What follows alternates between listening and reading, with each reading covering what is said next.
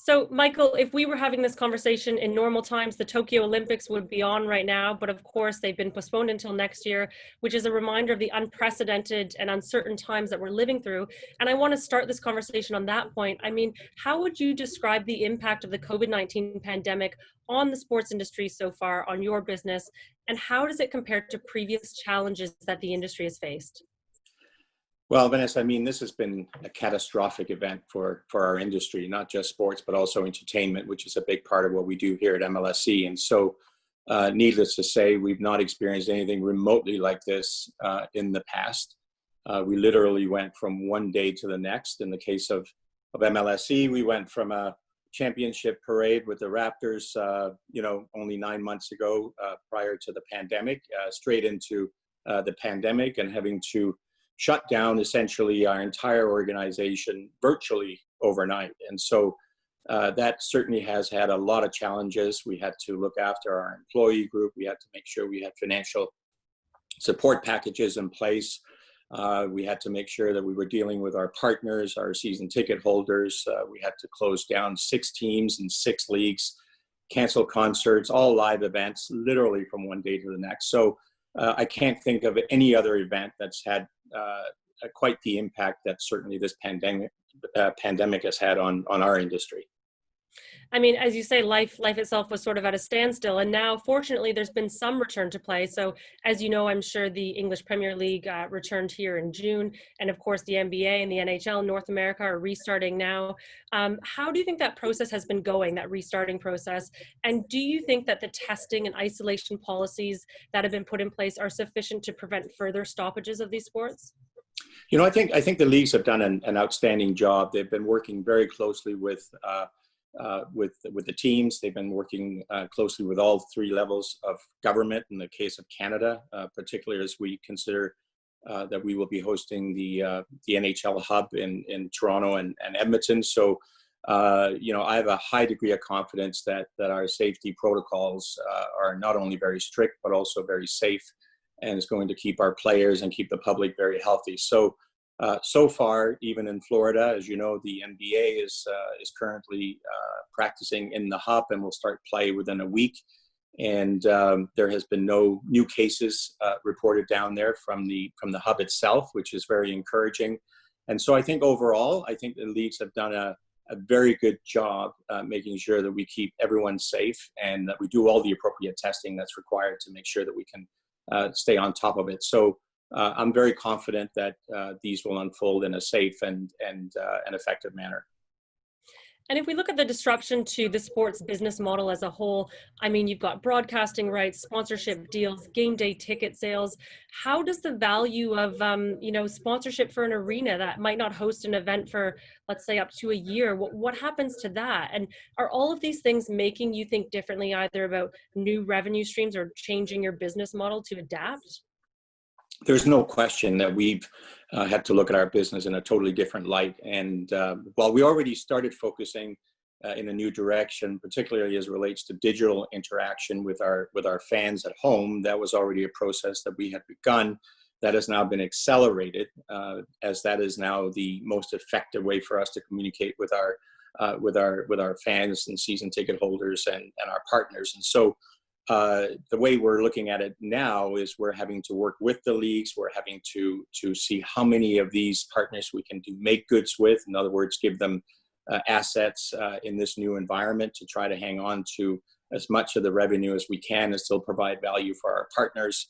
But needless to say, when you're losing all of your fan-facing revenues, that is a significant impact on the organization and on all the leagues and the teams. So it certainly will have a massive financial impact on everyone who's affected.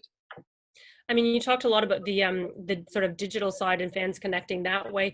Do you think that the long-term effect of this crisis will be, a huge shift to that? So even if you were starting to do it now, do you think that the way that sports are sort of consumed by fans and that interaction will be changed forever from this crisis? Could that be one of the long-term effects? There will certainly be changes. There's no question. There were already changes on the way prior to the pandemic. So I think what has happened, of course, is a lot of those changes are being accelerated. And I think you will see the viewing experience change on a permanent basis going forward. I don't think there's any question. But that said, I think that would have in large part happened in any event. I think this has just accelerated it. But sorry, go ahead, Vanessa. No, go ahead.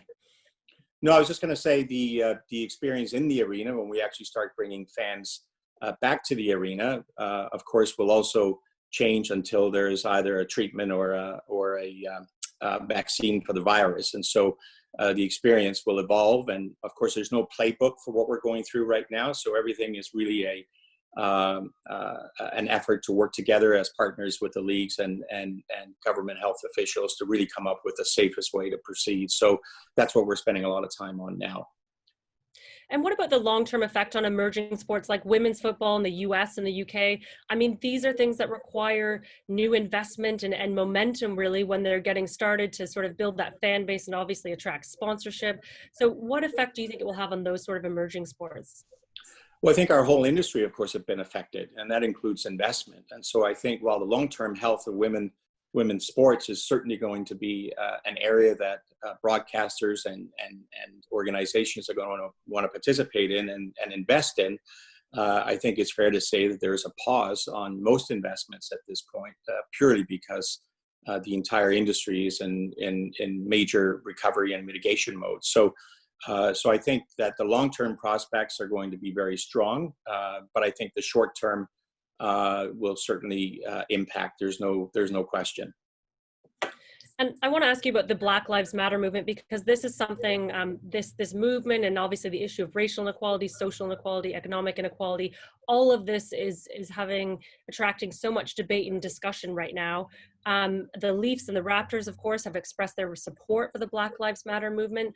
And the fact that sport is seen as a unifying force in society, I mean, what does that say about your company's place, Maple Leaf Sports and Entertainment? What place do you have to partake in those discussions about racial inequality? And is your company doing anything, I guess, to address some of that social inequality that exists in broader society?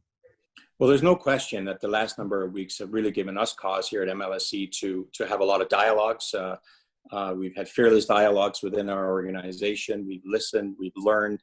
I think this is an area that MLSE can take a leadership role in, not only within our own organization, but also in the community as we stand up and we fight against systemic Black racism and, in fact, any kinds of racism, which, of course, we certainly don't tolerate.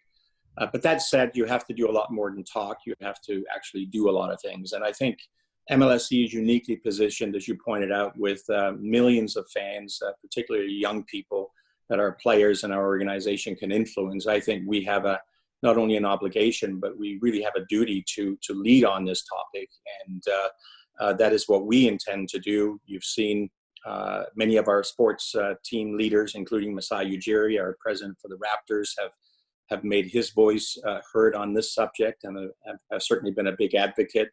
The same is true with some of our other sports leaders and our players as well. But us as an organization will certainly take a leadership role. We just recently joined an initiative here in Canada called the Black North, which is really the Canadian Council for Business Leaders Against Black Systemic Racism, and have signed a CEO pledge along with hundreds of other corporate CEOs, which will see us change certainly the way we think about fighting systemic racism within our organization, and we can extend that into the community. So that is certainly something that we take very seriously, and we're gonna focus on, and we have a lot of plans that are going to be rolled out in the coming weeks and months. So no doubt we view ourselves as having a real responsibility to lead on this issue, and we certainly intend to do that.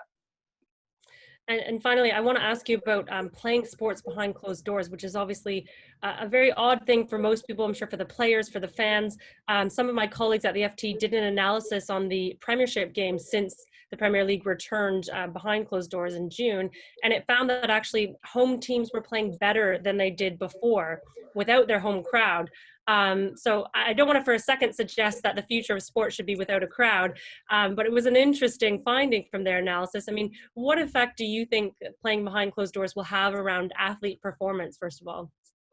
Well, I think from a performance perspective, I think you're right. I don't think it'll impact performance. I think our our players throughout the leagues are professionals, they're competitors, they want to win. They take a lot of pride in their sport, and so I don't see any impact on the actual performance. If anything, as you pointed out, it's as intense as it's ever been. That said, I think everyone would love to have fans in the building. There's a connective tissue there that's missing when you're playing in an empty arena, and I think the atmosphere does contribute to the performance ultimately in terms of how players feel in the arena. And I think that's an important element of what sports is all about, is bringing people together. And so we certainly are hopeful that we can do that sooner than later, but of course we'll have to wait and see. But overall, I don't think we're going to see anything but great competitive sports as our teams go back to play. Well, and I have to ask you too, full disclosure, I'm a lifelong Leafs fan. Toronto's obviously, as you mentioned before, been chosen as one of the hub cities for the NHL. So thinking about this home advantage and at least that issue of familiarity, helping teams, even if they can't have their fans there shouting for them, do you think that will be good for the Leafs' chances this year?